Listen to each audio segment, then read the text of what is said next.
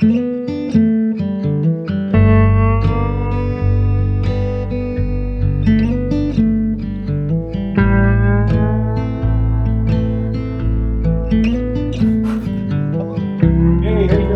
well. Welcome to Carmine Street Guitars.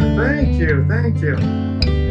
I'm Joe. What's your name? My name's Rick Kelly. Rick, pleasure. Nice to meet you, Joe. Same here. I heard about this place online. I said I gotta take a peek at it. We make all these reclaimed New York City wood. Those timbers behind you there, those are all from the 1800s. My goodness, from the 1800s. Wow. Ancient trees that were here were only 8 years old here. And now that New York City is built, that's the largest repository of old growth in the United States because all these buildings are framed out in these old trees. Amazing. 800 to 1,000-year-old white pine trees. The forests went all the way up into Canada from down in Louisiana. And from a standpoint for making guitars, is that really tight grain a really good thing? It's That old amazing growth? stuff because the trees were so big and they were so old and had never been, it was first growth stuff, that the center of the tree is real dense and the outsides are real soft because they have to pump water up 100 feet to the crown of the tree. Sure. So these trees were enormous and they were very special. The best you could find for musical instrument making, like they'll search trees like this in Austria, up in the Alps, and to find trees that are like the trees that were here in the United States. Sure. But they just built the whole city out of it, so we have tons of this wood in these. Incredible. I would have never thought that. Yeah, it's all old growth. Wow, check this out. Look at this. Love it. The brick background. Look at all this reclaimed wood from the city of New York.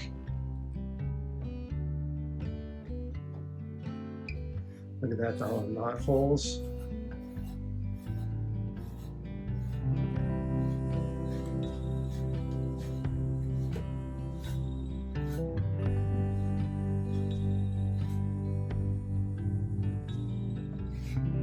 Wow, look at this leather. This is beautiful.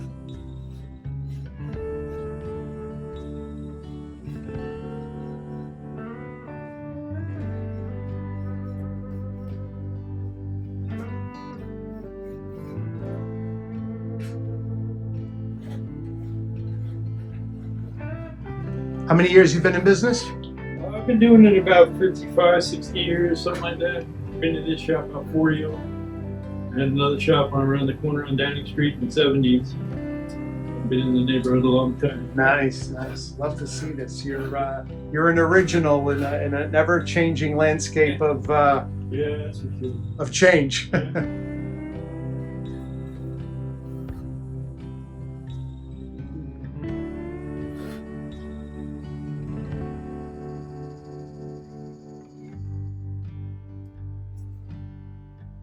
Well, I'm definitely going to have to come back here and have a longer conversation with you.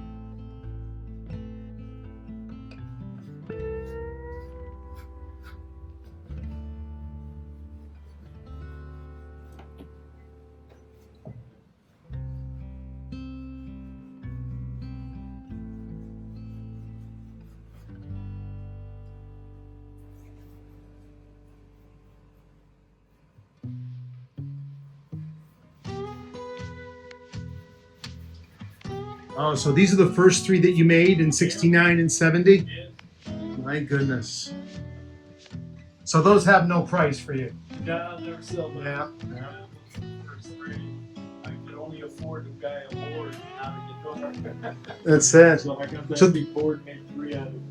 So did you work with somebody to start, or you just kind of... I just found somebody, a friend of mine, who had a lot of instruments that were broken, and I had woodworking experience, so I kind of, reverse engineered and started building my own, kind of just doing it for so long. That's great. Just Yeah, jumped into it. just jumped into it. That's a lesson for everybody. Just jump into it. In the 1960s, that was an unheard of thing in the United States to build instruments. Sure. It was a Gibson factory, and they were all factory. It's not Mhm. like individual.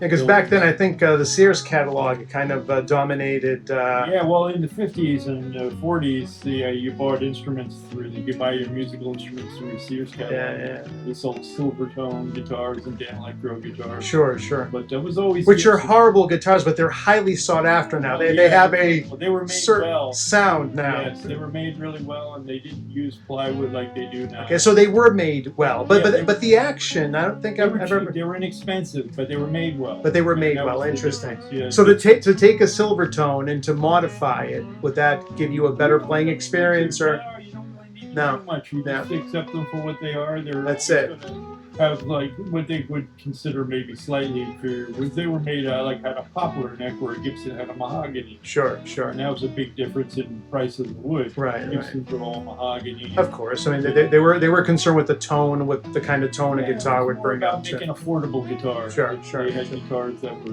$20, opposed to Gibson who might have sold these for $40. $40. I should have bought a few $40 guitars back in the day. I had an old friend of my dad's. He wanted to give me a Gibson L1 from the nice. 40s or 50s, Yes. whatever it was, but Yeah. that never happened. I wish that They had. a few of those. They're they not do. that expensive. The LGs and the LOOs are a lot more money. Okay, yeah. From the 30s or so. But the LGs, the LG1s, the LGOs, they're still, under $1,000 or Yeah. right around that. Really? Okay, interesting. Just simply because it's just not a much sought after guitar, I assume. Well, they made tons of them. That was their budget guitar. Oh, it was? Yeah, Okay, okay. it was a All right. Latin raised guitar that Yeah. you could buy for $40. Interesting. Okay. And now they're worth like at least $400, but probably more than that. Now I'd Okay. say you might have a hard time finding one for under $1,000. I say It's from the 50s or 60s. interesting. Well, I appreciate your time. I will be back hopefully before the end of the year, and I'll come back with my nice camera. We'll do something Good. even better than this. Pleasure. All right. Have a fantastic rest of your day. Thank you. Bye-bye.